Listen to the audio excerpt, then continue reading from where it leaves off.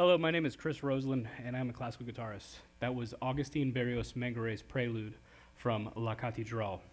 It was a piece that he dedicated to his wife shortly after she passed away. This piece pulled me into the classical guitar repertoire and became a catalyst on my musical journey. My musical journey has been relatively short. I started playing an instrument at the age of 15, and I didn't start playing classical guitar until the age of 19.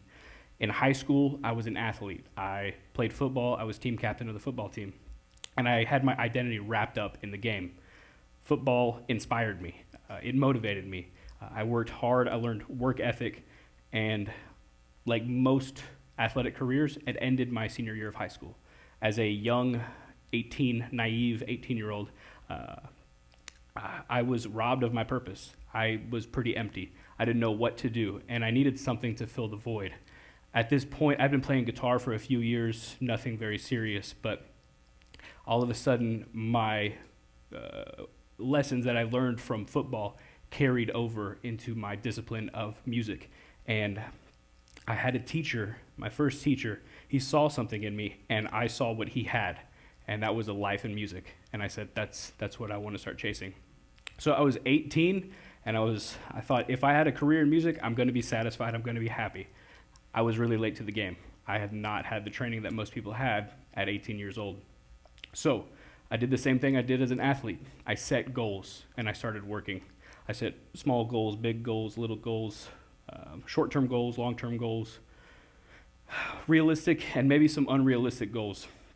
But some goals were subsets for other goals, which are subsets for other goals, but they were simply benchmarks that would keep me on track for the ultimate goal, which was to have a career in music. But the realization that I came to is every time I finished a goal, a new one would present itself.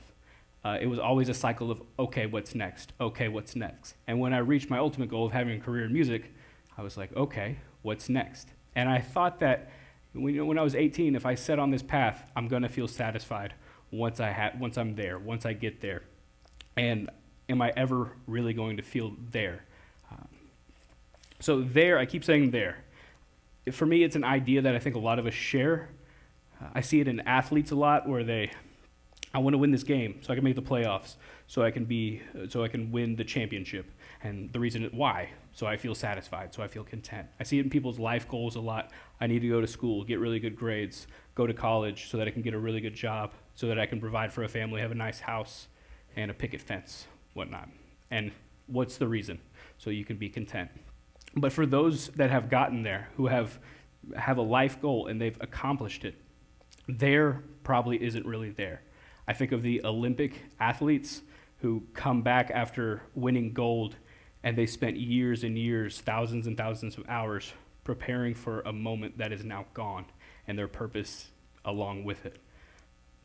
And Jim Carrey has a quote that says, "I hope everyone can be rich and famous and have everything they ever dreamed of, so they can realize that's not what they wanted." So chasing this idea of there, my revelation has been there is no there. No matter how many goals, how many benchmarks I achieve, I realize there's going to be more work to do. It's always what's next, what's next.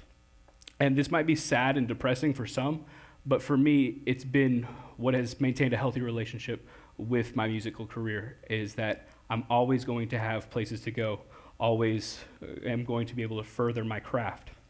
The true value of the pursuit of there is in the pursuit itself. It's not actually getting there. I believe there to be a fantasy. These goals, it's never been the achievement of a goal that has deepened me as a person, but just having the goal that has inspired me, motivated me, and gave me purpose so that I can continue to work.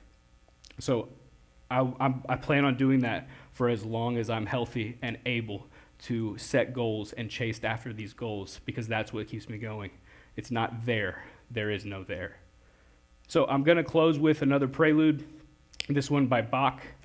My first guitar teacher was playing this piece in my first year of studying with him. And I thought, man, if I could play that piece. I tried to play it. I failed for a long time. But years later, I came back to it. And I thought, if I can play this piece, I will feel accomplished. I will feel as if I'm there.